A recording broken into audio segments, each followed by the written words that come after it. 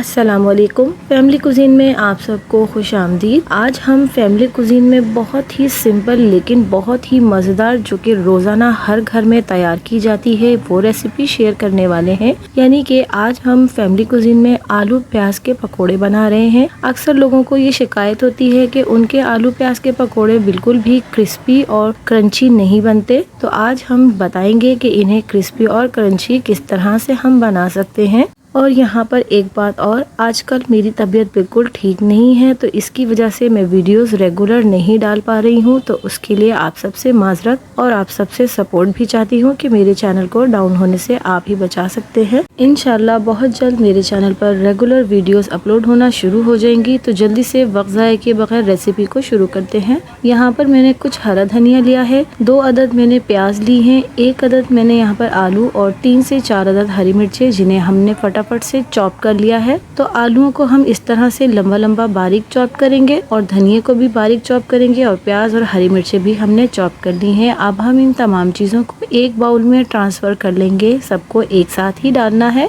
तो आज की इस रेसिपी में हम बताएंगे कि आलू प्याज के ये पकोड़े कितने मज़ेदार बनेंगे और कितने क्रिस्पी और क्रंची भी। ये रोज़ाना ही रमज़ान में बनाए जाते हैं, हर घर में बनाए जाते हैं और इनका बनना इतना मुश्किल नहीं है, लेकिन ये काफ़ी मुश्किल पेश आती है इनको अच्छा और मज़ेदार बनाने में। तो बहुत ही आसान सी ये रेसिपी है। हमने इन तमाम चीज़ों को अच्छी तरह से मिक्स कर लिया है। यहाँ पर 2 टेबल स्पून हम इसमें मैदा ऐड कर रहे हैं, 2 टेबल स्पून हम इसमें चावल का आटा ऐड कर रहे हैं और यहाँ पर आधा कप मैंने बेसन लिया है। बेसन को हम छान लेंगे, बाकी की दोनों चीज़ें हमने पहले ही छान कर इसमें ऐड की हैं। तो बेसन, मैदा और इस तरह की जो भी ड्राई इंग्रेडिएंट्स हों उन्हें हमेशा से छान कर ही इस्तेमाल करना चाहिए।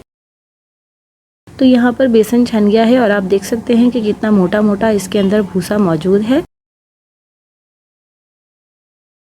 तो अब हम इसमें 1 टेबल स्पून कुटी हुई मिर्चें, 1 टेबल स्पून पिसा हुआ जीरा, हस्बे जायका हम इसमें नमक ऐड करेंगे और आधी टीस्पून हम इसमें पिसा हुआ लहसुन का पेस्ट ऐड कर लेंगे। अभी हमने इसमें पानी नहीं ऐड करना है। इसी तरह से इन तमाम ड्राई इंग्रेडिएंट्स को अच्छे से मिक्स कर लेना है।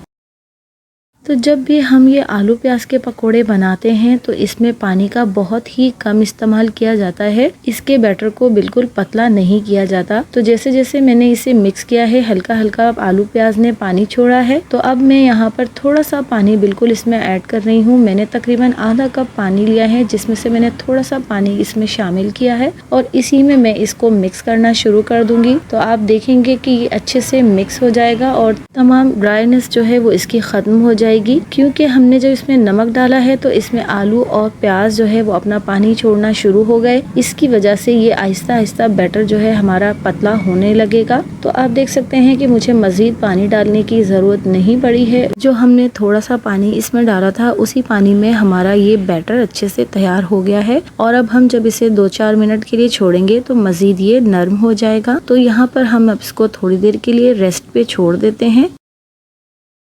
तो ध्यान रखना है कि ना तो बेसन की मकदार हम इसमें ज़्यादा करेंगे और ना ही इसमें हम पानी ज़्यादा डालेंगे। इसमें ज़्यादातर प्याज होती है। तो अब हमने यहाँ पर कढ़ाई को भी गर्म कर लिया है। तो मैं एक एक करके तमाम पकोड़ों को डालती जाऊंगी 1 बाय 1 और आप देख सकते हैं कि बहुत ज़्यादा हाई फ्लेम पर हम इन्हें फ्राई नहीं करेंगे। इस तरह से जब आप जैसे ही पकौड़ा डालें और झाग बनने लगे तो बस इतना ही ऑयल आपका गर्म होना चाहिए। जैसे जैसे हम इसमें पकोड़े ऐड करते जाएंगे ऑयल का टेम्परेचर खुद ब खुद डाउन हो जाएगा। तो यहाँ पर हमने इन्हें बिल्कुल लो मीडियम फ्लेम पर पकाना है और जैसे ही ये नीचे से पक जाएंगे तो मैं इसे एक पतली से नाइफ की मदद से मूव करूंगी और फिर इसे आहिस्ता आहिस्ता हम पलट कर इसको फ्राई कर लेंगे। तो जैसे इसका कलर आ जाता है हमने इसे ऑयल से बाहर निकाल लेना है और ऐसे ही 3-4 सेकेंड हम फ्लेम को हाई करेंगे ताकि इसमें मौजूद ऑयल बाहर आ जाए।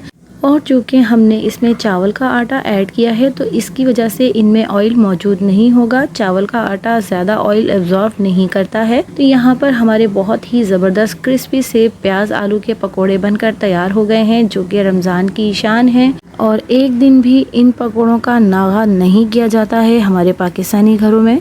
तो बस ये बहुत ही छोटी सी ज़बरदस्त सी रेसिपी थी जिसे मैंने आपके साथ शेयर किया है। तो आप भी मेरी इस रेसिपी को ज़रूर ट्राई कीजिए, कमेंट्स के ज़रिए अपना फीडबैक मुझे ज़रूर दीजिए और मेरी इस रेसिपी को अपने फैमिली फ्रेंड्स में भी शेयर कीजिए। तो अगर आपको मेरी वीडियोस और मेरी रेसिपीज़ पसंद आती हैं तो मेरे चैनल को लाइक, शेयर एंड सब्सक्राइब कीजिए। मिलती हूँ किसी नई वीडियो, नई रेसिपी के साथ। अल्लाह हाफिज़।